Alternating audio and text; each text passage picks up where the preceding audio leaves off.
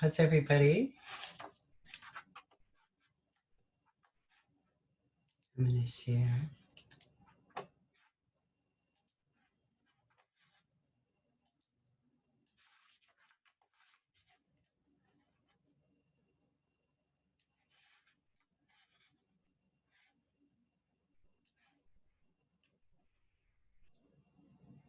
Got a bunch of slowpokes today.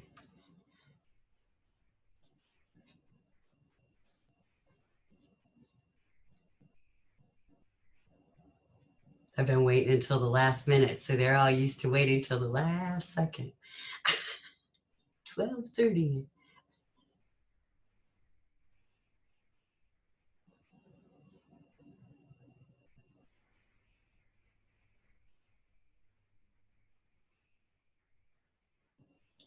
A message here.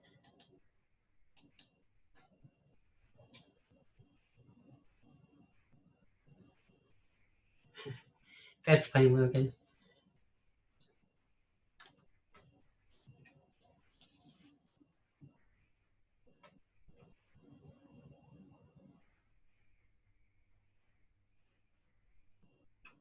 I'm going to wait here for a minute. We've been having such good attendance. Kind of missing some people today.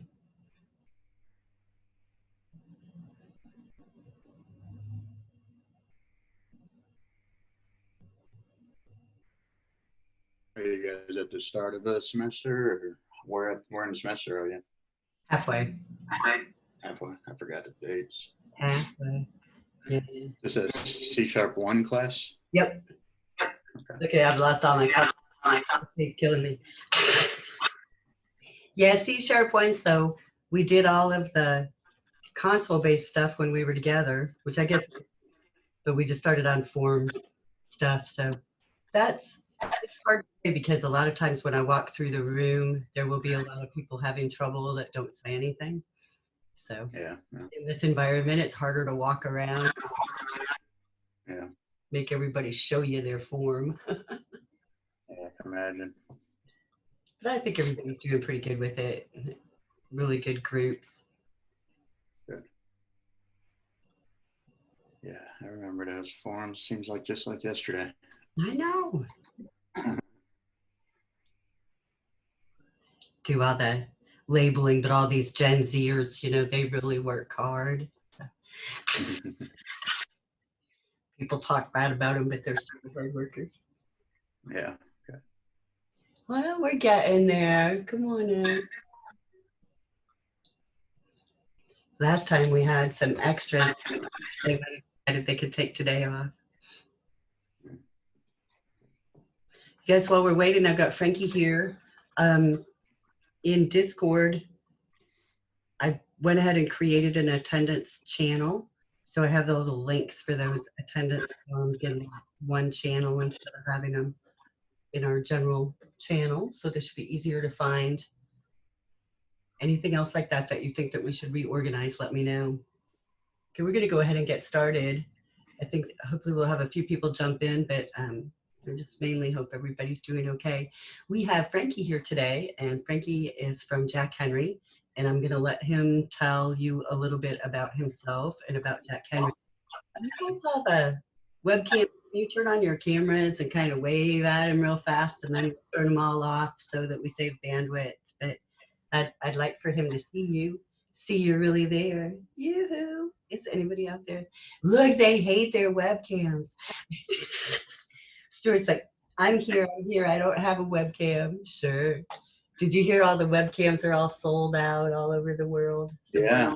No webcam because of Zoom. Yeah. Okay, so you're getting some waves. That's about what we're gonna get here. I need one of the English classes where I make them all turn their cameras on. Ooh, wouldn't that be awful? Okay, I'm gonna turn off my video and leave this to Frankie. Thank you, sir. All right. Hello, everybody. So yeah, my name's Frankie. I'll start with, I guess, my college background. So let's see here. I started college at Columbia College as a bio major. I did that for about 2 years before switching over to computer science. Finished at OTC actually just last year. I graduated, and right after graduation, I went straight to work, first at a manufacturing company here in Springfield.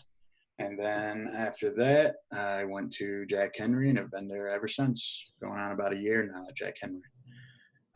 What I do at Jack Henry, I work in the web development team, writing software, web apps. I work on the front end logic part of our apps. And yeah, that's a little bit about me, I guess. And, how we've been doing these is I see all the great questions you guys submitted through the board Mrs. Riley provided. So I've been going down just looking at all your questions. I'll answer them, talk a little bit about each one, and then at the end of the round, we'll go through any more questions or comments anyone might have, and just go from there. So let's see here. Yeah. Tell you a little bit about Jack Henry. So Jack Henry, well, we're not only a software company. We provide a lot of financial services. Majority of them I don't know about. My engineering side directly deals with a product called Banno, which provides most software for small community-based banks, giving them the larger feature-rich applications that most banks that you would see, Bank of America, Capital One, the types of apps that they use are not always available to these smaller localized banks. So we're providing that service, and yeah, it's doing great. So, and then also, as I mentioned in the other class, we're actually hiring some apprentices right now at Jack Henry through the same apprenticeship program that I actually started out in, which is a really great program.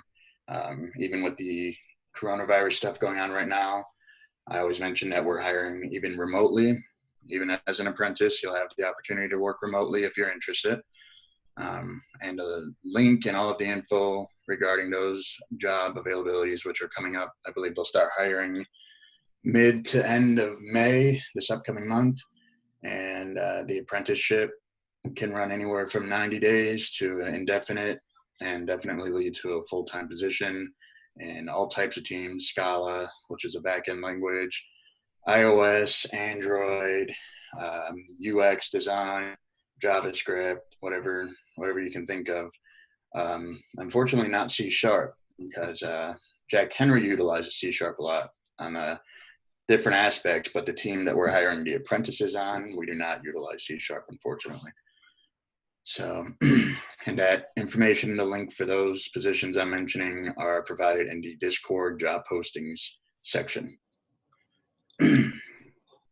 So, okay, so that's a bit about Jack Henry. And let's see here. And if you guys have any questions as I'm on, just throw them in the chat and we'll go through them. All right, so let's go through some of the questions you guys had for me here. First one, how would I be able to become a contractor for website design or any kind of programming in general?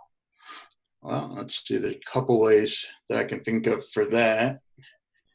First one that comes to mind are the freelancing websites that you would essentially go on, provide some sort of portfolio or proof of work or projects that you've maybe completed in the past. I believe they'll probably have you set up a profile or something like that. I've never used them personally. Some of these websites include, I believe, freelancer.com is one. Upwork is a pretty popular one. And I think there's one called edlands.com. And what these websites are, clients, people that need any type of software project completed will go on, explain what they're needing, and then developers from around the world will go on and bid on these projects. Now, with these sites, unfortunately, you do have bidders from foreign countries, which will take projects for a lot less than we will in some of the in America or England or some other countries like that. So you're undercut a lot of the times, unfortunately, but it's a place to start, at least to get some experience. Another option I would say, let's see here, networking events. Definitely check into the SGF Web Devs group here in Springfield. They host a lot of events, and that just because they're called Web Devs, they host all types of events, including C# events, numerous different technologies and frameworks and all kinds of stuff. They'll have talks. Right now they're doing everything online, obviously, but they just hosted a pretty big conference called the Method Conference. I believe there was around 150 people that came, and yeah, it was pretty good. So definitely start looking into the local networking events that you can get involved in, local developer groups. Springfield has a pretty cool little tech scene. So yeah, and then the E-Factory, once we do start going in person, after everything blows over, hopefully soon, the E-Factory downtown here is where most of those events are hosted. So networking, those websites, and also if you want to get crazy with it, start a blog, a YouTube channel, market yourself on those avenues, even though you're not an expert in these fields at this point. Maybe there's plenty of room for beginners on their journey to becoming developers on sites like YouTube, just depending on how well you do in front of a camera talking. So that might be another good option for you. So yeah, those are places I can think of at the moment on how to book that type of work. I hope that helps. And like I said, if you need any additional information, or any additional questions while I'm going through these, just throw a comment in there and I'll cover anything else if I don't cover question here. All right, so next one, let's see here. All right, this one's from Braden. Is there anything that your programming class is? Let's see here. Sorry.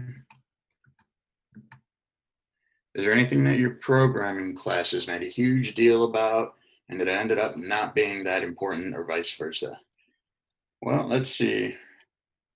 The vice versa part, I can probably answer better because everything they did provide was pretty beneficial, especially just starting out in the programming world. So any information that was given to me, I could find some sort of use for it still. So let's see here. As far as stuff that we did not cover that probably would have been more beneficial, I see one thing, maybe some more source control work. I know we do a lot of TFS and C#, but right now in any other internship or position I've been in, Git is heavily utilized. And I think we did maybe a day or two of Git training in one of my web dev courses. So definitely learn how to use source control. You don't have to become a command line master, but definitely a little bit. The fundamentals are a must.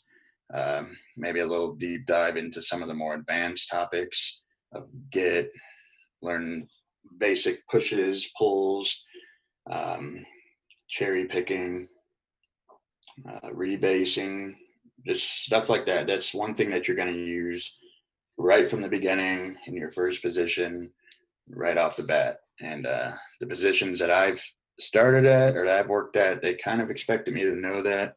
So definitely get that under your belt. And let's see here, what other part of that?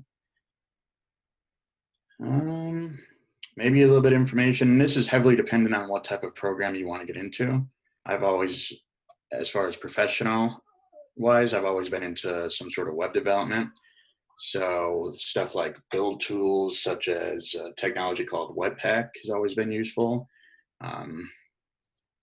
And what did I mention previously? Also, some basic fundamental security training. Mrs. Riley advised me that that's now baked right into the curriculum for the CIS program. So that's definitely a plus. So definitely take in what they teach you there and pay attention and make sure you keep that information with you. And let's see, we got a chat. Is there one concept that you should know before applying for that apprenticeship? It depends on which team that you apply for. Definitely know your fundamental programming concepts. I'll tell you, the way the apprenticeship interviews go, you'll get a call, you'll do a video chat first, just to see if you're a good fit for the company. It'll be mildly technical, nothing too advanced. But then after that, as long as that interview goes good, they'll give you a project to build. And I believe it's usually, for me, it was a web scraper. They gave their website a list of data points that I had to pull out of their website using some sort of web scraping methods. And I used JavaScript, Node.js, and Google, what was it, package or framework, Puppeteer, I believe, that allowed me to do that sort of stuff. So that just gives you sort of an idea of what they're going to expect if you go and apply for that. So in order to complete a project like that, you are going to have to know some core fundamental programming concepts. But like I said, nothing super intensive. The point of these apprenticeships are to bring you up to the level where they eventually want you to take you on full time. And as long as it takes, like I said, they're always willing to train the right person on the job and get them to where they need to be. I've seen apprentices stay an apprentice for a year, 2 years. A lot of these were part-time college students only working 20, 30 hours a week. But yeah, as long as you know your core fundamental concepts of any language, they're not language specific, whatever language you want to use for your interview, that's okay. But that's most likely what it's going to be. You're going to have a fundamental knowledge to the point where you can do some basic web scraping. And let's move on. So I hope I answered that question for you there. All right. What do we have here? All right. Which OTC course do you consider most beneficial to your line of work? That's a good one. Going over it again, I would say all of the fundamental programming courses, as far as the one you're in right now, C#1, your Web Dev 1, Intro to Programming. And the reason I say these is these classes, they introduce you, for one, to the world of programming. A lot of people don't realize what goes into a simple program even before entering into a class like this. So it teaches you how to think like a programmer, how to view things, and how to view applications, programs in an entirely different way. And yeah, so I think any of the fundamental programming courses, definitely pay attention to those and take in all the material as well as you can. And then another one I could think of for some real world experience, as far as what you're going to encounter once you get into an actual professional position, Capstone for sure. That class, the experience as a whole, gives you the opportunity to see what it's going to be like working with a client live, meeting deadlines, getting a project out that is going to be judged at the end. So you got to really do some QA work, make sure you're putting out quality work for that one for sure. So Capstone and fundamental level programming courses. All right, let's see. Moving on, we got, how many classes does one of your typical programs contain? Okay, so you're talking about well, thinking of it, with the technology I use, a class is kind of utilized in a different way. I use a technology known as Polymer, which is a Google framework for JavaScript web components. So for instance, say let me see how to explain this.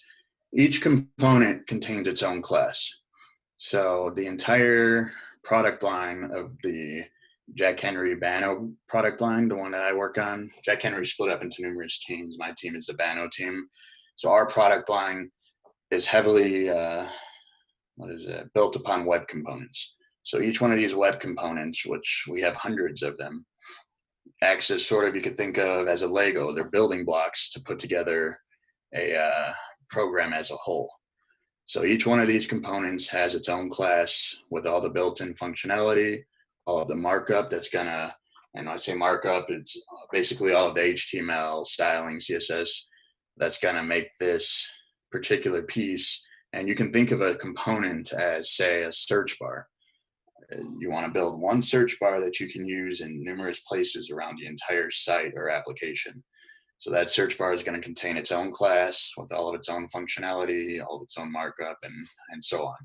So given that we have hundreds of these components that can be pieced together in different ways to be used in whatever product that we want to build with them, pretty much. And a lot of the products, we build new components for them, of course. So we have, hundreds of classes and kind of a library for our use. And then just depending on which type of, which part of our, projects or apps that they're being used in, that'll figure out how many classes that individual program has.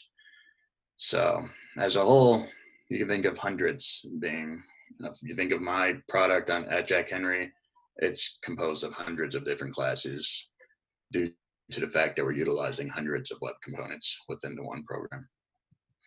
Let's see.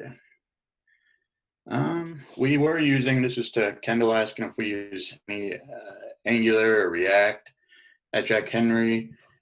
We were using Angular before we switched over to what I'm mentioning here, which is called a Polymer.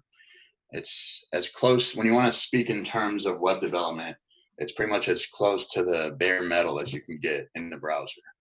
And the reason we chose this is basically the native HTML5, the browsers, they're going so far as in a way, you're going to be able to use different types of web components and just native features within the browser that frameworks are really not going to be required too much anymore. So we're trying to prepare ourselves for that future, kind of future-proof our application. So once the browsers get to that point, we don't have to rely upon React or Angular.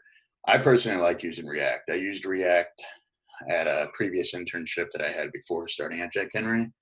And it's pretty similar to what we're doing with web components. All of them are the same. Just you have a state you're handling, passing props in between components, rendering them within each other. And yeah, it's definitely worth learning those. Do not skip JavaScript training. Learn JavaScript in and out before you try to jump into any type of framework. Once you know JavaScript well enough, any framework you look at is going to be that much easier to learn itself. So if you're new to it, spend most of your time learning JavaScript, all of ES6 plus modern JavaScript features. Before trying, a lot of people, including myself, when I first started using React, will try to jump straight into a framework before knowing the ins and outs of the language. That's a mistake. So it's definitely worth knowing one of these frameworks, having at least one under your belt, but definitely get JavaScript down first. So I hope that answers the question about classes and the React question. Let's see here. Have I ever considered doing freelance work or maybe starting my own company?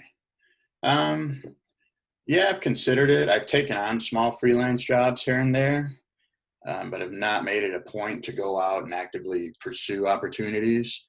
And it's mainly due to the fact that ever since I graduated, I have been in a position that's kept me pretty busy and just given me the job security and benefits that I need, having a family of my own. But yeah, freelancing is definitely a viable opportunity to pursue. I would definitely recommend probably at least jumping into some internships, apprenticeships, maybe even a full-time position, and then start freelancing on the side until you build up a clientele big enough that can support you, where you can then quit the full-time job and take over freelancing full-time. And then as far as starting my own company, I haven't thought about that too much yet, but I just haven't found anything that's really sparked my interest, or no good ideas have came to me yet. I'm pretty sure if I do come across something, I'm definitely going to go all in on it. Let's see here. And the next part, what did my portfolio look like when applying to jobs? So honestly, it wasn't too impressive. I had my personal website.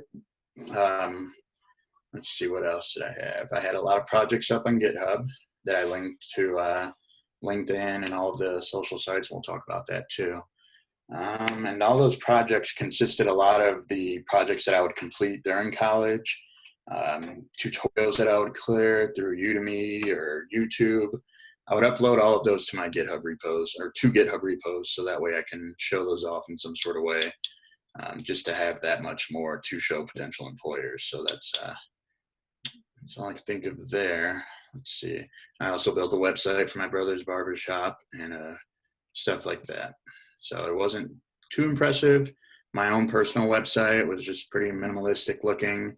Included a menu with links to my GitHub repos. I took basically my top projects in my GitHub, took a couple screenshots and descriptions of those individual projects, made those into web pages on the site, things of that nature, and just contact info. I just wanted a website that I can refer to. I can refer employees to show that I had my own personal website. So yeah, that's what it pretty much consisted of. Let's see here. And then HackerRank, LeetCode, or Code Wars. Well, never been on LeetCode or Code Wars. HackerRank is pretty good.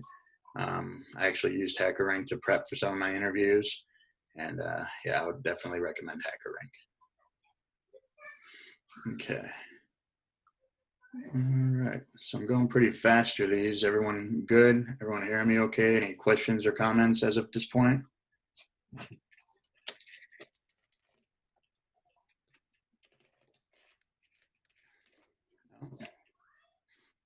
Yep, no problem, Stuart.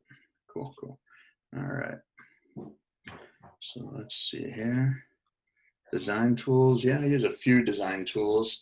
For prototyping, I'll use, what is it?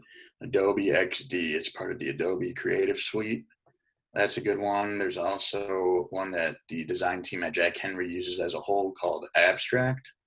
I don't get into abstract and design my own stuff too much, but the way work gets handed to me at my company is our design team will, after the meetings and everything's known about what's needed in a particular project or product, they'll create a little prototype, write up all the details, and then send that to us on the engineering side. We'll split that up into smaller tasks to divvy out to all of us engineers, and then we'll all attack those as a whole. So I'll usually get design specs from the design team showing all of that information. And there is a spot on the apprenticeship roles I was talking about for the design team, if you're interested in that sort of thing there, Kendall. Let's see here. All right. So, all right, next one here. Are there any tools or applications that I should become more proficient in that could help me progress my knowledge? Oh, we got more questions.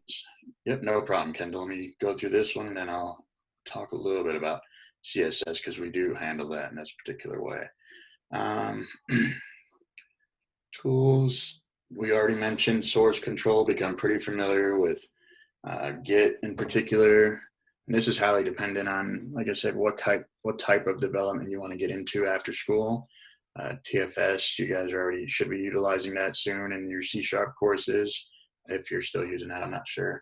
But we used that when I was in C#. Get to know the ins and outs of a particular, pick an editor, and then don't just know how to type your code into it. Learn all of the features, editors, know those tools really well. The tools that you are going to use every day, it's very important that you really dig in and learn all of the features that it provides, anything that can help make your job easier, especially Visual Studio. That's one heck of an editor. That's one thing I miss about writing C#. I loved using Visual Studio. Besides that, I would learn basics of something called continuous integration tools. One popular one is Jenkins. What these do, for instance, the way we use it, whenever I will submit something to our company's GitHub repos, when I'll submit what's called a PR, a pull request, somebody will review my code if it's okay to pull into the actual live product before they actually push it out just in case there's any bugs or anything that needs to be changed. And what Jenkins does, as I push code up to these repos, it'll automatically run tests in the background that'll check my code for errors, make sure the functionality works the way it should, and just it'll do that continuously anytime you push anything to a live product. So get to know basics of testing for sure. And like I said, no advanced knowledge is necessary as long as you know fundamentals. If somebody was to try to have a conversation with you about it, know some of the terminology used and basics, and that'll go a long way. And then Kendall, back to CSS framework. We kind of utilize a little bit of everything. The way it works in our team, we actually have, let me see, on the entire online team, we have 2 guys that do all of our styling for us. So me as a developer on the online team, I'll create a component, get the functionality working, go ahead and submit it to GitHub, and then I'll shoot our stylers over a message and get in here, make this match this design spec, and then they'll take over from there, send it back to me. I'll check off on the design, make sure everything looks good, and that's how that goes. So I've noticed they're not using any particular framework solely, but they use a lot of, I see a lot of CSS variables in and out of there. A lot of Flexbox used and stuff like that. So yeah, a little bit of everything, I guess you can say. And luckily I don't like styling personally, so I'm pretty happy that I don't have to do that part. Yeah, basically, Kendall. And let's see here. The next one we have, does knowing multiple languages provide any advantage in the field? The way I look at this is, don't right from the start of your career go out and try to learn multiple languages just to be able to put it on your resume that you know these languages. More than anything, learn all the core concepts and fundamentals, have a solid fundamental knowledge to build upon. And that way you'll have one language that you'll specialize in, and any other language that you try to utilize will be it'll make it that much easier to pick it up and learn it. For instance, I switched from C#, transitioning over to JavaScript was just that much easier because the syntax may look different, but all of the core concepts and features being used within that language behind the scenes, it's pretty much all the same. You're just switching over to syntax and writing your code, structuring everything a different way. But because I had that strong fundamental knowledge that I learned with C#, it was very easy for me to transition over to any other new technology that I may need to use.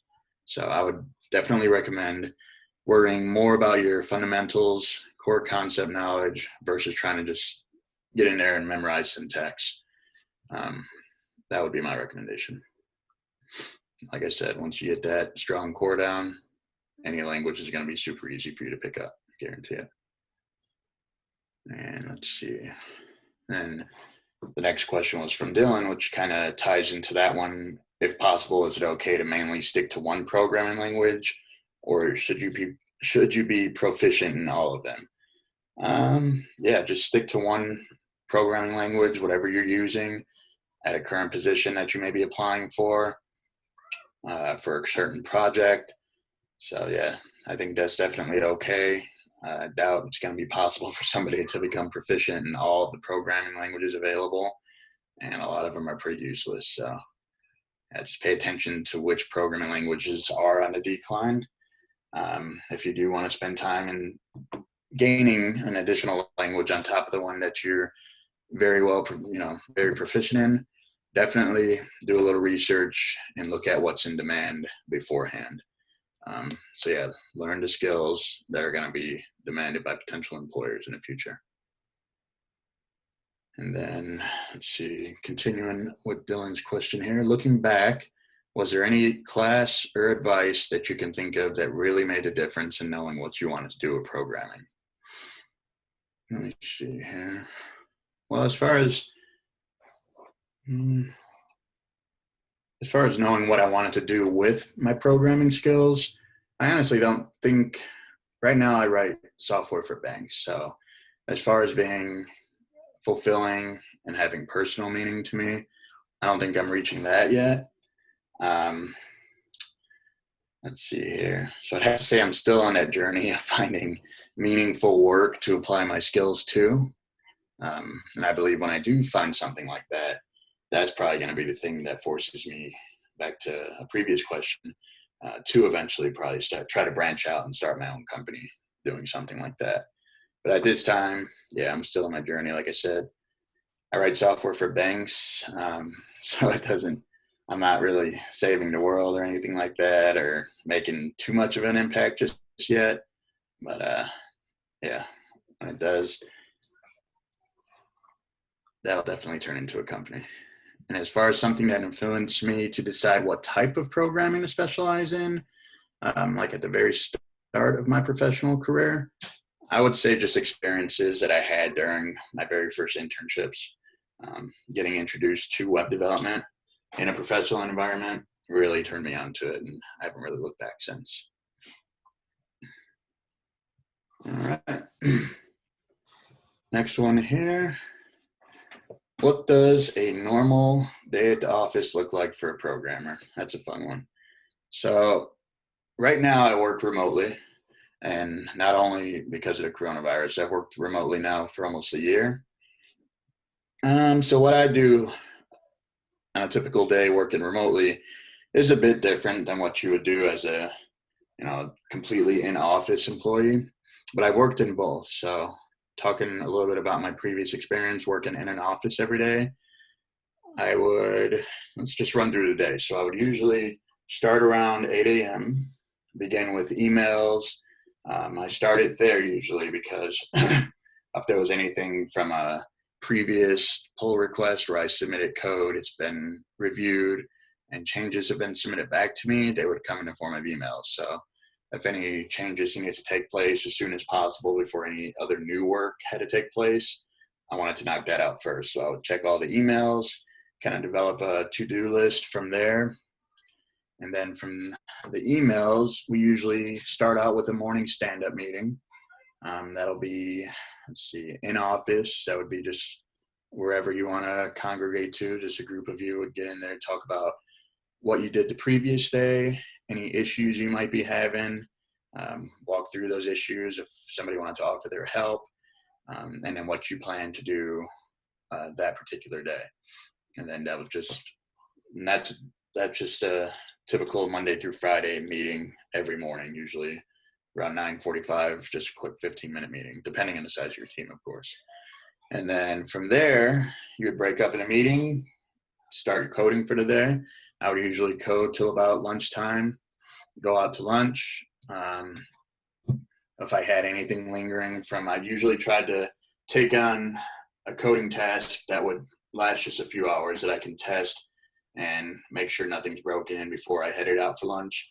If I was still having work to do, I would continue that task after getting back.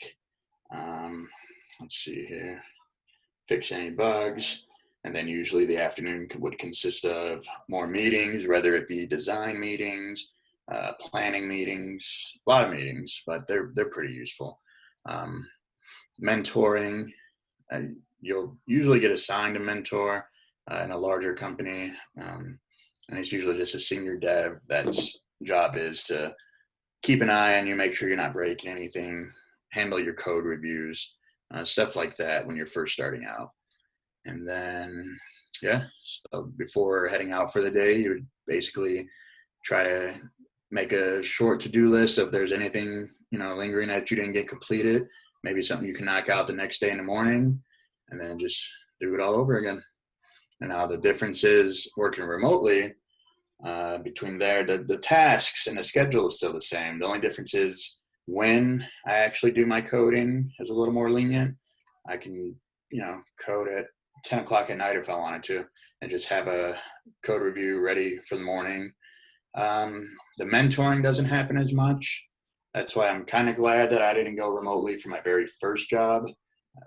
The mentor at the very beginning is definitely useful. And when you're working remotely, you'll have your meetings, video chats, but having somebody there in person that you can sit and talk to and do some collaboration, stuff like that's definitely useful when you're first starting out. So that's what that looks like. And Chris is asking, what would the typical process of making new code be? Would a whiteboard, oh, that's, okay, so two different questions. So what would a typical process of making new code be?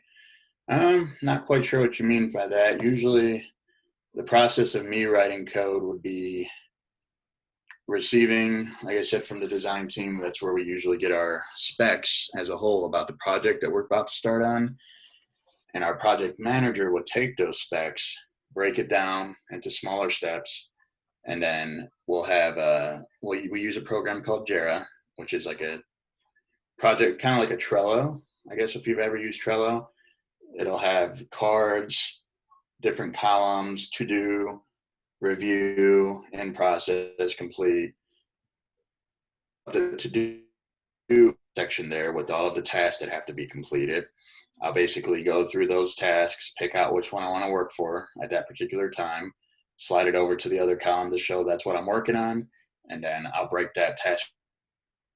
I got a iPad that I'll go ahead and draw out or write out plans or just a notebook, and then use that as sort of a reference to code. I'll use my whiteboard you see there. And then, yeah, just break it down into little steps, go down the line, knock each one of them out, tie them all together, and then submit it for review as long as everything's working. There's no bugs or anything like that. So I hope that answered your question, Chris. And then Stuart, would a whiteboard be useful for a student? Yeah, definitely. All throughout my college career, I had a whiteboard. I used it. Anything from what you see behind me, just basic lists. This just has check boxes all over it with things I have to do for particular tasks. Check them off as I go. Flow charts, whatever I need it comes in handy for sure. So I would definitely recommend that. Okay, so moving on there. From Jacqueline, we have, what advice would you have given yourself as a student while you were working on your degree? So that's a good one. One thing I would recommend is never taking the easy way out to get a project completed just to get a good grade. What I mean by that is definitely during a project or during any type of assignment, anything you're doing, really try to learn the material from that project. Don't just try to find maybe similar projects online, take the code from them and modify it just to get something working and to get an A. Definitely learn what you're doing, what you're laying down, design everything, take time to plan your projects before actually sitting down to code them. That's very important. I would have definitely recommended that to myself. I had a habit of just jumping straight into it, getting stuck in the middle of a project and having to backtrack and losing a lot of time. So definitely take time to plan, develop some sort of system that you do before every project, even if it's a simple to-do list, listing out steps, flow charts, whatever you need. But the planning process of any, especially a bigger project, is definitely important. And then part 2 of that one, let's see, what advice would I give students who are struggling? Okay, so there's a couple things here. Definitely do not compare yourself to others. That's a trap that a lot of people fall into. I fell into myself. It's only going to discourage you, make you want to quit. Don't do that at all. Keep going. You're going to want to quit tons, but just don't do it. Usually you don't realize it, but the issue you're having, whatever you're not understanding, you'll get over that hill just with sitting down, just going through the code a little longer. It'll eventually just click and you'll look back and think, oh, I remember that trouble. I'm just so thankful I got past that. A lot of programmers quit too early and they never reap the benefits of what they could reach, what goals they can reach, and the rewards of actually becoming successful in our field. So just keep going, don't quit, ask for help. Don't be too shy to ask for help ever. A lot of people think, I was one of them. I don't need help. I can do this my own. I could just look it up on Google or YouTube it. Sometimes that's not the best alternative. Sometimes you just do need somebody, just an extra set of eyes. That's all it takes. And don't be shy to do that. And then another good thing, find a mentor, whether it be a professor, a coworker, anybody, even a more experienced programming peer of yours. Just find somebody that you can turn to for those things that, like I said, you cannot find online. Yeah, just anybody with a little bit more experience that have hit some of the, milestones that you're striving for. That's a very good tool to have. Just a good mentor, somebody that you can go to with questions, anything like that. So yeah, don't compare yourself to others. Don't quit. Ask for help and find a mentor. That's if you're struggling, that's the best advice there. And Muhammad asks, let's see, do you think it is fine to work after getting your degree at OTC, or should you go for a bachelor's degree? That's a hard one. It's definitely 100% okay, and I actually encourage you to work as soon as possible. Of course, don't let your coursework suffer because of a job, but definitely start getting experience as soon as you can. Internships are the best bet for that. Even part-time jobs during the summer if you're not taking courses, or just even, alongside courses. I did 2 part-time jobs as kind of a just all around tech support and mild programming. They would throw it to me once in a while, but just being in that environment, seeing it every day, seeing what full-time developers are doing every day, just stuff like that helped for sure. So I definitely recommend working. And you really, unless you want to get into something like game development, machine learning, anything on that type of programming there, you are going to need to continue past probably an associate's degree. But if you don't see yourself, becoming a game developer or something like that, I think OTC prepares you well enough. I got my degree at OTC and I went straight to work after that.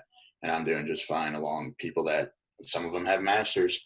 Some of the people that started in the same level as I do have bachelors. One of them had a master's. We're doing the same work. So your degree at OTC is more than sufficient if you want to get into something just like a business development, web development, something like that.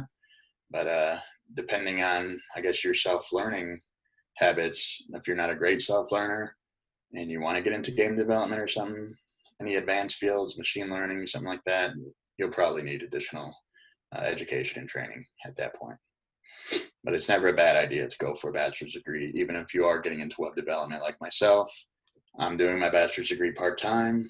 For one, it's not really hindering my performance at work. My company's paying for it, and I'm just taking about a semester of class just to finish that off. So definitely doable. All right, let's see here. I hope I'm not going too fast, everyone. I hope I'm answering these well enough.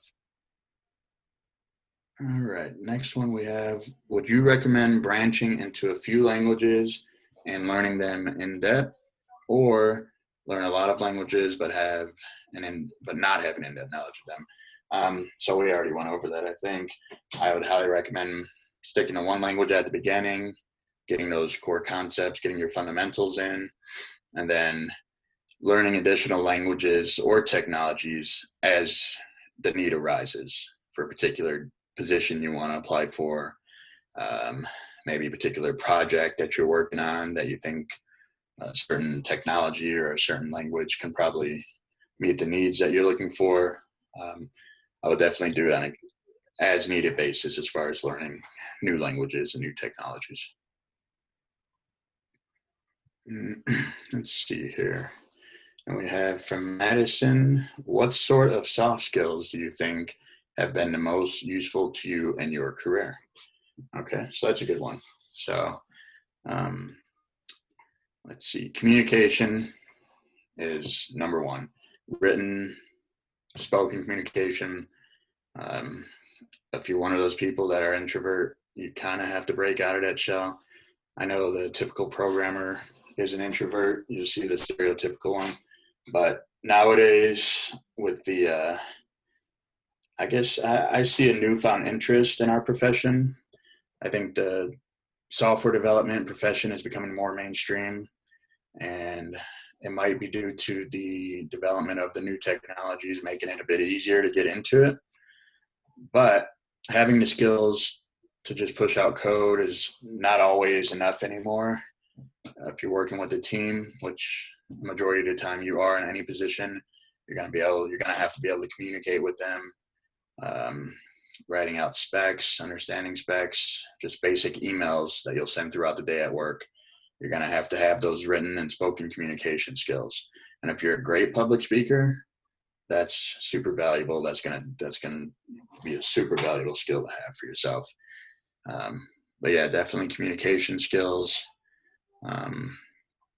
writing skills, just the basics there. But yeah, you'll notice in your first interviews there, even if you're not the most technical person, if your communication skills just shadow your technical skills that much more, a lot of employers are willing to take on the right person, give them on the job training, and just bring them to the level where they need to be. So yeah, definitely work on that.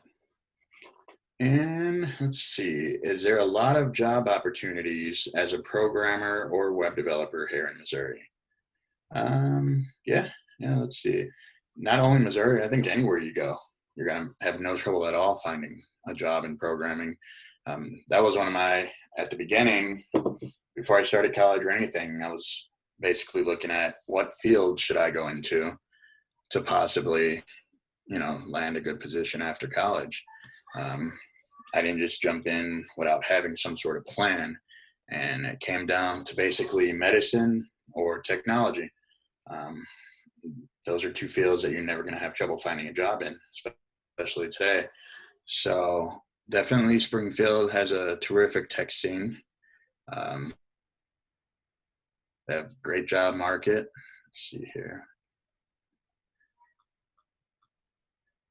And yeah, the job market in Springfield, anywhere from C# devs, web developers, they're highly needed in the area. So I've never had an issue. Any job I've ever applied for, I at least got an interview at all of them. So they're definitely on the lookout for fresh new talent, especially here in Springfield. And like I said, anywhere you go in the country, I can pretty much think you're not going to have an issue finding a job as a software developer.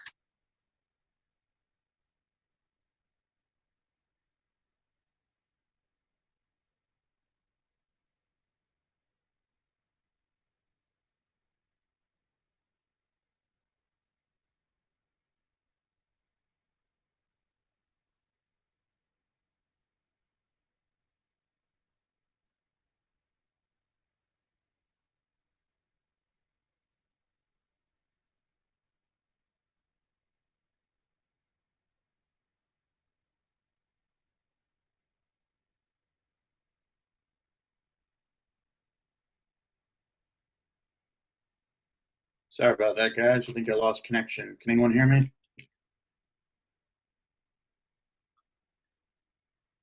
All right, cool. Yep, sorry about that. Let me get back to where I was here, talking about local agencies, I believe we were on. Okay. All right, so yeah, I've never worked at a smaller company locally. I take that back. I worked at a small company that's housed within the e-factory there called Car 32. Yeah, I mean, I definitely support local business. The environment, as far as that goes, I prefer a larger environment as a work environment. The thing I like about where I'm currently at is we have that kind of small business, small team feel on my team, but with the backing of a large company like Jack Henry. So I kind of never applied for anywhere Classy Llama. I know these places you're talking about, mostly serious, but I know they are always hiring. I see a lot of the management, I believe. A lot of mostly serious and Classy Llama employees will usually come to those tech events at the e-factory I was mentioning. You'll see a lot of them there hosting hacking events, taking part in them and stuff like that. So yeah, I definitely support them for sure. let's see. I believe we left off on the job opportunities. So yeah, there's job opportunities anywhere. That's one of the great things about what we're doing. So you're never going to run out of that. And then I got one more question here from Josh Porter. What is my favorite language and why? That one always comes up. And I'd have to say at this time, it's JavaScript just because I use it every day. I get paid to use it. It's so versatile. You can build out a whole project with it, front end and back end. Support it everywhere. Numerous frameworks. Super easy to learn, in my opinion. The syntax is clean. It's not verbose. Let's see here. It's easy to debug, and it's very highly demanded. I believe it's up there in the top 3 of one of the most highest demanding skills as far as what employers are looking for, languages. So yeah, I'm enjoying JavaScript at this moment. Before JavaScript, I enjoyed C# all throughout college. And I think that's pretty much it. Those were 2. I did my 120 class, I believe it is, and Python. I wouldn't mind getting deeper into Python eventually sometime just to, see what you can do with it. But yeah, JavaScript at this time. Mrs. Riley asked, did getting your job change your life for you and your family? Oh yeah, for sure. Not only the financial aspect of it, my experience in particular, I guess working remotely changes, your way of life. I get to spend a lot more time with my family, but even for somebody that may find a job in office every day, yeah, you're gonna reap the benefits. Your life's gonna change once you get those skills, get in a position. I think that answers your question, Ms. Riley. Yeah. Let's see here. And I don't have any other questions from the ones that you guys submitted online to me. Did anybody have any questions on top of those? Kind of flew through them pretty quickly there.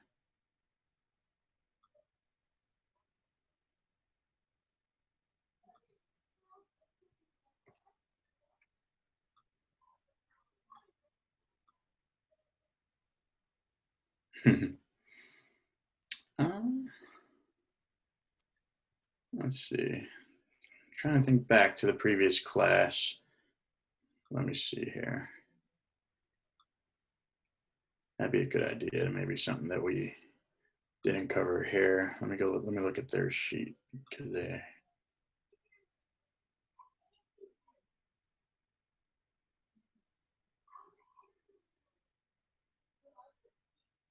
was a question about resources. What resources did I utilize when I was on a job hunt? For internships, apprenticeships, stuff like that. You can count on I believe, all of the job postings are now on Discord for OTC. So pay attention to those. I've landed a couple part-time jobs from those job boards when I was still in college. For larger companies, when I found a position that I'm currently in, I went to basically Jack Henry's website, looked at their career section, see what they had available, and got lucky there. So a lot of the larger companies, some of them won't take the time to post positions available, but as far as other avenues such as college job boards and stuff like that, but you can always count on any career being listed on their website. So definitely check that out if there's a particular company you think you might want to work for. Let's see.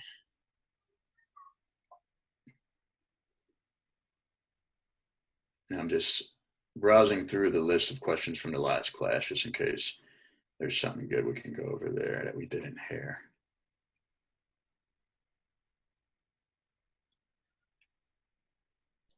I remember one question where you were talking about math. Do you remember what that was? I believe, let me find it here. You just had such a good answer. What was that? Something to the effect of what skills maybe, or what classes I wish I would have taken that I didn't. Maybe so. Let me see here. I think that is it. Yeah. Right. Because we were expecting like C#, but no. Okay, so yeah, it was from Martin. Is there a class or course that I didn't take that I wish I would have taken? And I said, even though I hated it, I wish I would have taken more math at OTC. And particularly a part of that was at OTC specifically, just for the fact math, and it usually is for everyone, a pretty sore subject. People try to avoid it. And I was definitely in that category myself. And it's not required at all to become a software developer. But what I could see getting from it is just building up those logical thinking, problem solving skills, which you're definitely going to have as a programmer. And just math is what comes to mind and I think that's part of the association with math and software engineering is just having those skills to solve problems. And yeah, I would have taken more math at OTC. I went all the way through Calc 1. But just for that extra benefit, I would have taken more math. And then what else did I say? And also, I mentioned I did take public speaking at OTC. So jump into some sort of a communications course. That was really good for me there. It's going to suck. You're going to be standing in front of a group of 20, 30 students giving speeches, but just breaking that ice and having that experience of standing in front of people talking like that, it just makes it so much more easier in any other situations that you may encounter. So yeah, that was a good one for sure to go over. Let's see. Oh, I also was asked what I thought of working with a team of programmers versus working alone. And my response to that is it is highly dependent on the team you're working with. If you have team members that are adding more benefit to the process than trouble or burden, then in 100%, I prefer working with a team. But if I, on the opposite side, have team members that are hindering our progress or anything like that, of course, I'm not going to like that. And I've had experiences with both. So definitely larger, more complex projects, which you're most likely going to be working on once you get that first job, learning how to work with the team. And I noticed becoming personal with my team members right from the beginning was a great idea, getting to know each other just for the fact that you're going to be spending a lot more time with them, even than, your family in some instances. So just, learn to work well with the team. And tips for first-time programmers, somebody asked. That was a good one. We mentioned a little bit of it here. Don't compare yourself to others. Don't quit. Choose one language at the beginning. Put, like I said, core concepts over memorizing syntax. And that's the best advice I can give there. What else did they ask? How do I stay prepared with a career that changes so quickly? Was a good one. And what I do there is, and I believe we mentioned this as well, but just to go back over it, I focus on only new tools or new languages, new features of languages that are going to benefit me. Like I said, there's no sense in learning a hot new framework or something like that if you're never going to use it. So there's so much new technology, coming out almost on a weekly basis. It seems like you're never going to know it all. So just focus on what's going to benefit you in some sort of way and jump on that. Just go head first into that. And then, but I do, in order to know what's coming up or what is available that might benefit me in a project, I do stay on top of the JavaScript world, anything coming out in the tech that I use solely. So I'll follow just basic tech news, Twitter, just seeing what's available out there. If I see something that sparks an interest that I think I might use, then I jump into that. Okay, so let's see. We got some. Okay, so Mrs. Riley asked what sort of pay can be expected for the apprentice. And that's always a good question. I remember before landing my first job wondering always what the pay rates were locally. Nobody ever wanting to answer it, but I'm good with answering it. For an apprenticeship position, anywhere you can usually expect an hourly rate of around $15 to $20 an hour. And they'll usually want you to work at least a minimum of 20 hours a week if you're still in school. And then you can go full-time. If you happen to be an apprentice that has graduated, you can work, 40 hours a week. And then once you go full-time, that's when you'll usually switch over to the salary pay scale, which includes benefits and things of that nature. And I've noticed starting out in Springfield, whether it be back-end, front-end, web development, no matter what type of development you can get in, there's usually a range of anywhere from, I believe, let's say 50 to 65 on the higher end starting out with no experience. And of course, you're going to have to go through their interview process. A lot of them, and to be honest, a lot of companies want you to start out as an apprentice, a junior developer, making an hourly rate of some, and that's just a way for them, since you have no previous experience or a company that you worked for where they can judge you off of, your previous performances. Apprenticeships, internships, things of that nature are a way for these companies to see, if you're actually long-term going to fit in with their culture, if you really have the skills, before it's a way for them to gauge that before they throw these larger salaries at you. So yeah, definitely. And it's a great way to get used to the tech stack, just to get acclimated to the company culture, get to know everybody. Yeah, so definitely internships and apprenticeships are great. I highly recommend jumping in one as soon as possible. And so I believe that's good there. Okay, so Logan, let's see, same answer as another question. Is there anything you wish you would have known or been told a few years ago that you know now?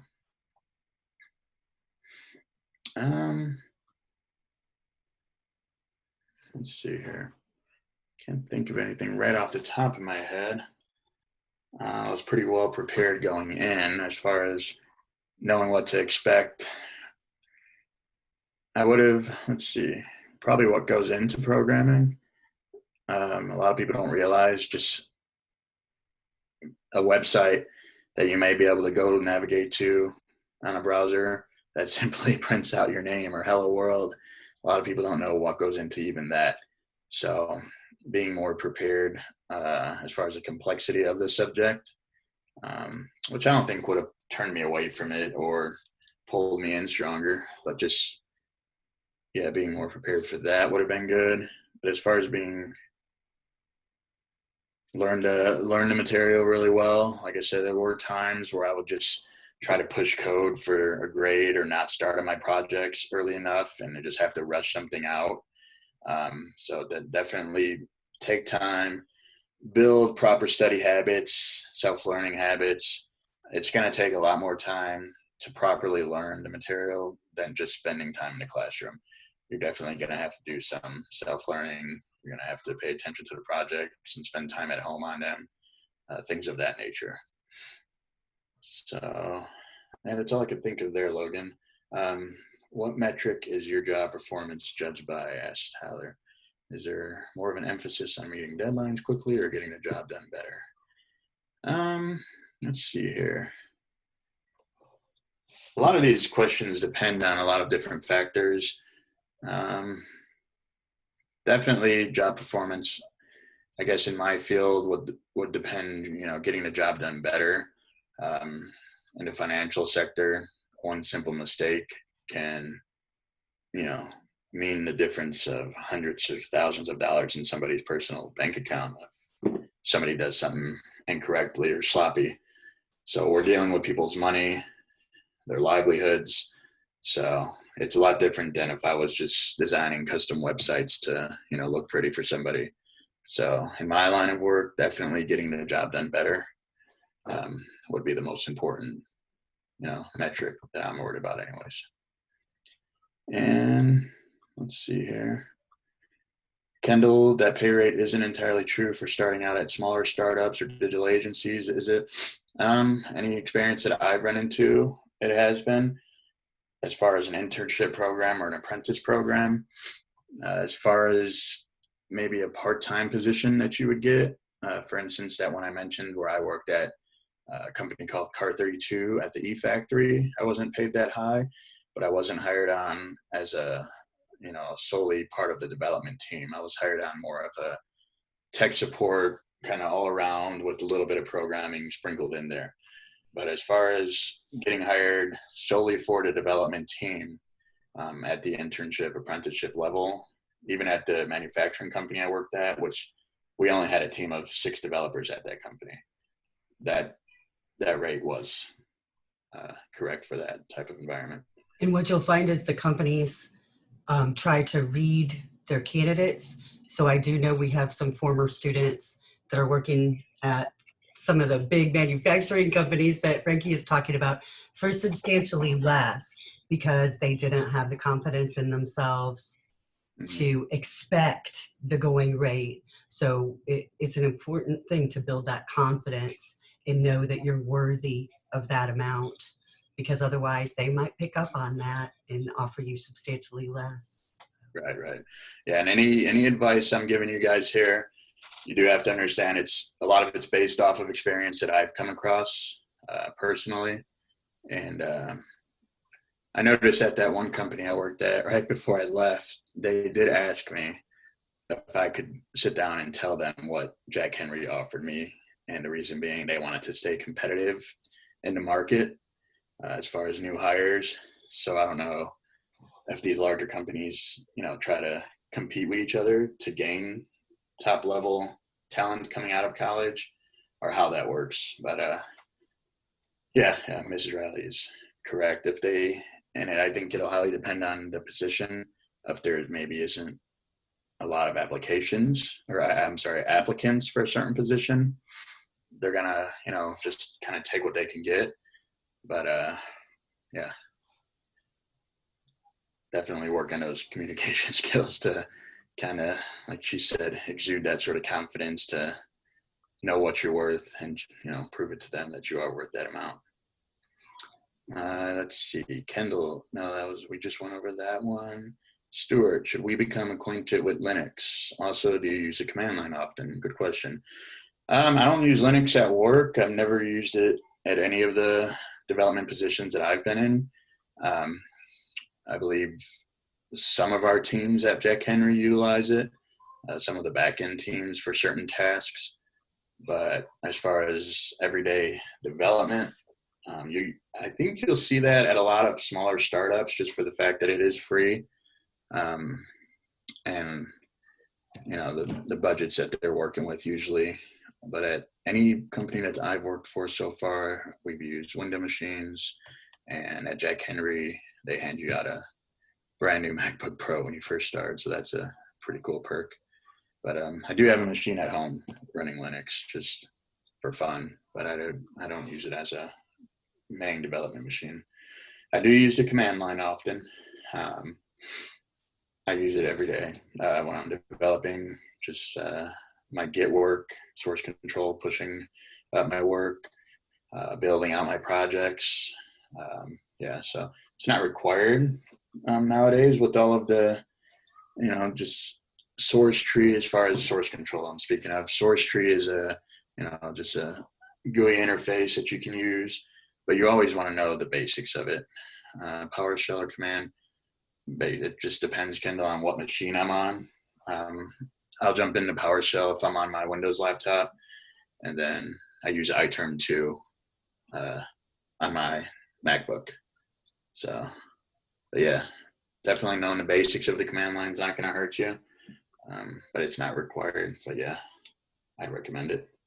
Let's see here. I think that's all we have for now. You guys are throwing out some good ones. Anybody got anything else? It's kind of fun.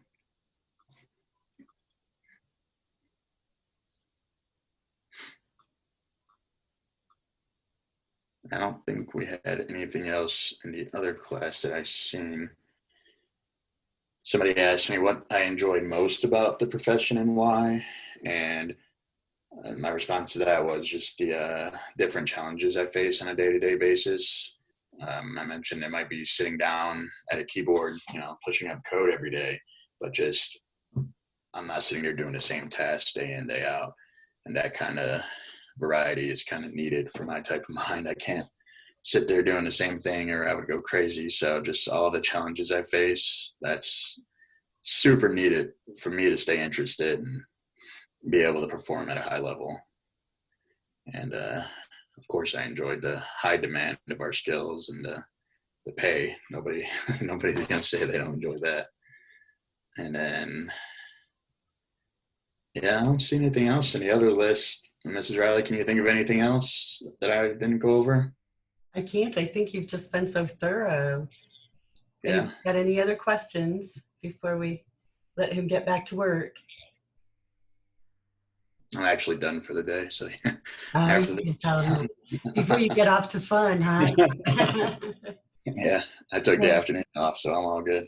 Everybody waved by again. You waved so good earlier. Yeah. Thanks, guys. Yeah, we do appreciate you coming and taking time out. It is a big deal. It's kind of hard for people, so we appreciate it. Yeah, no problem. I'm on the Discord channel still for OTC. If anyone has any questions or thinks of anything, shoot me a message on there.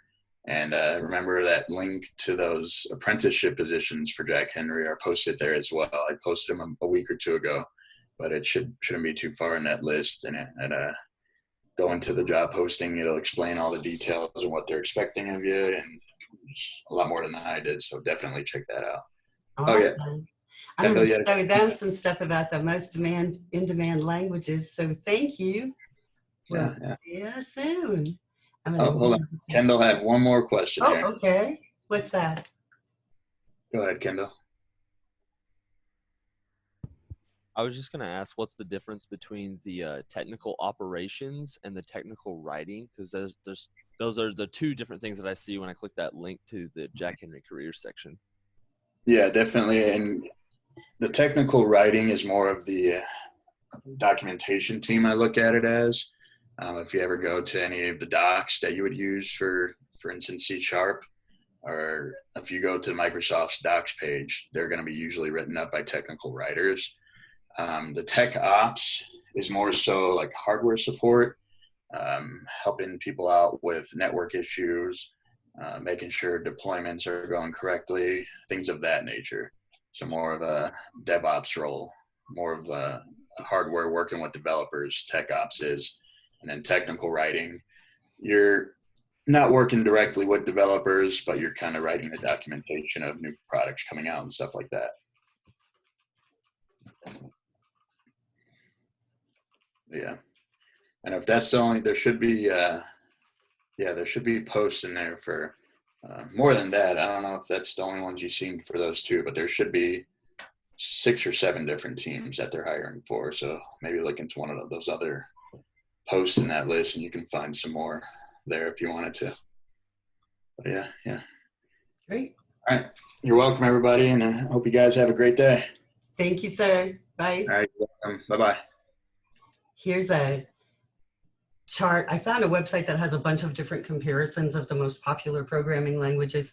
And so if I scroll through this, you'll see that different surveys come up with different results, but they're all pretty similar. So this one talks about average salary and job openings for January 2020. So of course, everything's changing, but we'll take a look. Python is the #1 right now. Ruby, depending on where you are again in the country, is really, really high up there. Java, JavaScript, C#, pretty much any of the languages that you learn are going to be in good shape. Let's see where it is.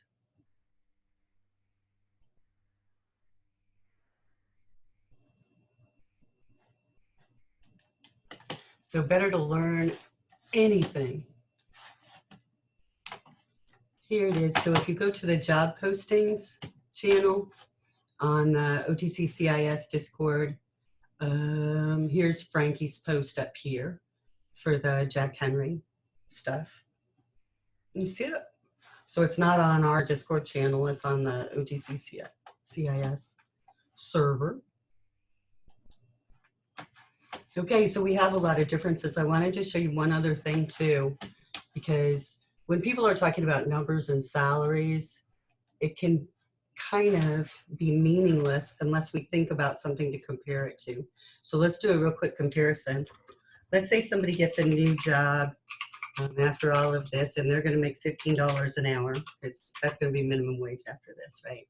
And they work 40 hours a week. So that means their weekly gross pay is their hourly pay times the number of hours, just a basic formula. So that person's going to get about $600 a week. Now, taxes and insurance and all of those deductions are going to be taken out of that amount, but that's the gross amount. There are 52 weeks in a year. So that person's going to get that check 52 times. So their yearly salary is going to be 600 times the weeks. So about 31,000.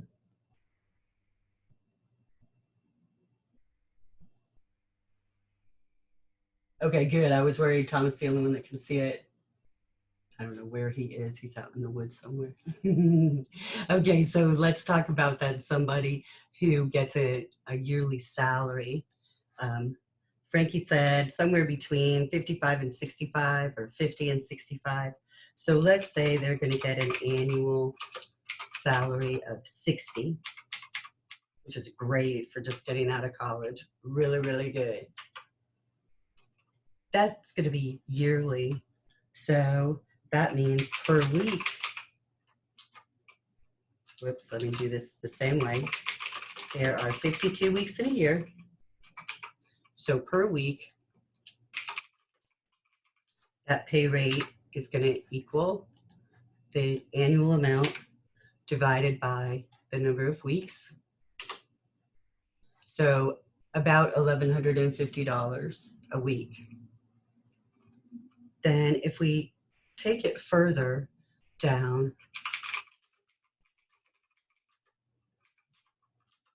to get an hourly pay, of course, an hourly pay is kind of relative when you're salaried, because you might have to work extra if something's going on. You might work a little less than 40 if you need to, but it comes out to about $28 or $29 an hour. So we go from $15 an hour, which is a good amount. It's a good amount in Springfield compared to, what a lot of people make. So that $15, that annual salary of 60,000 is almost twice as much. So it really does make a difference for your life and your family. We know money isn't everything, but when you don't have enough, it sure is, isn't it? So I just want to kind of emphasize the fact that you guys are right on track. Sometimes things are hard, especially right now, but like the OTC logo thing, you have a dream, we have a plan. This is a good dream. This dream actually gets paid here in Springfield, which can be kind of unusual. So these Python jobs and the Ruby jobs are on the East Coast and the West Coast. Python jobs are in kind of the scientific community. So that's where we see a lot of that. So we're going to be here in this area, Java, JavaScript, C#. That's going to be, around our area here in our part of the country and the languages that are in demand. I'm going to go ahead and end our session unless anybody has any questions. I know we have a lot going on. I wanted to look a little bit more at our Windows form, but I think that's just too much right now when Frankie gave you so much to think about. So let's get together on Monday. Let me know if you have any questions between now and then. Does anybody have anything right now? Okay, let me know if you run into trouble. See you Monday, thanks. Find my mouse. There it is.